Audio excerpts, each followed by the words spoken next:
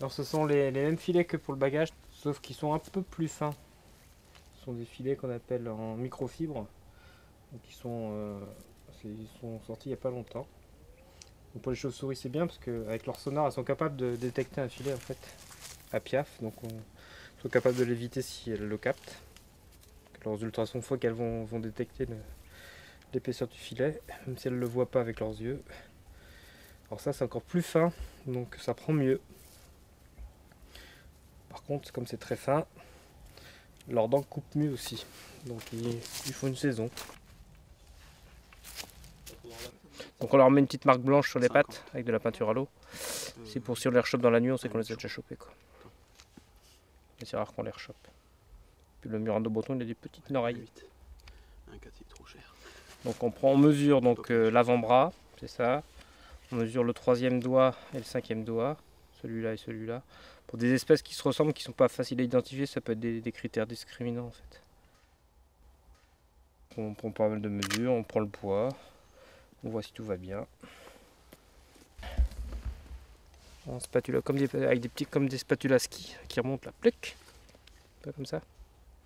Il a un museau plus pointu, il a un museau rose aussi. C'est un murin aussi avec le tragus pointu. Voilà le tragus. Mais par contre les oreilles sont beaucoup plus grosses que tout à l'heure. Il est un peu plus blanc sur le ventre. Proportionnellement ses pattes sont quand même moins grosses, ses pieds sont moins gros. On va regarder l'autre tétine, parce qu'elles allaitent d'un côté plus que l'autre. Je pense que c'est une jeune femelle, elle n'a jamais allaité. Donc c'est une nullipare. Donc le fameux murin d'Alcatoé, qui a été décrit récemment. Donc on a l'impression qu'il s'est pris une porte en fait. Il a un museau tout renfrogné. Et de profil on dirait un punk, il dirait qu'il a une crête. Un petit peu comme ça. Donc il a des lunettes roses comme le dos menton. Il est très poilu sur le museau, il a plein de poils partout, dans tous les sens. C'est vraiment minuscule.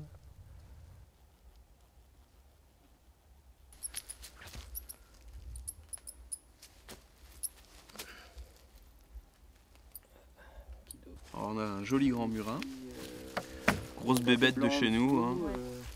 C'est une des plus grandes qu'on a là. Envergure ça doit faire 40-45 cm je crois. Et puis au niveau poids on est sur les 30 grammes à peu près. Donc bah, le mieux c'est qu'on le mesure et puis on verra. Les 3 le plus long et les 5 celui-là. J'ai une autre bête qui... Alors, le grand murin mâle AB 58,9. Alors, D5 80. D3. J'allais te dire prendre des pochons. Ouais. Il y en a plein dans le bleu. 98 D3. Un petit peu de peinture. Il y a des poils sur les papates.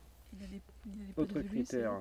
Il y a des poils sur les doigts, moi aussi. Et puis là, normalement au-dessus des... Attends, voilà, sur les boules là, il y a le museau court, il y a les tragus assez palos. Il tend bien ses oreilles d'habitude. Ouais. D'habitude ils sont tout croquevillés.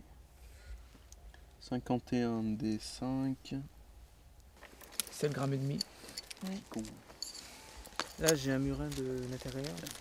Écoute Christophe, franchement je sais pas si ça mâle une femelle ce jeu. Ouais, j'abandonne. C'est un maïka. Ça aussi voilà. Si c'est un mâle il a une petite faute. Une femelle.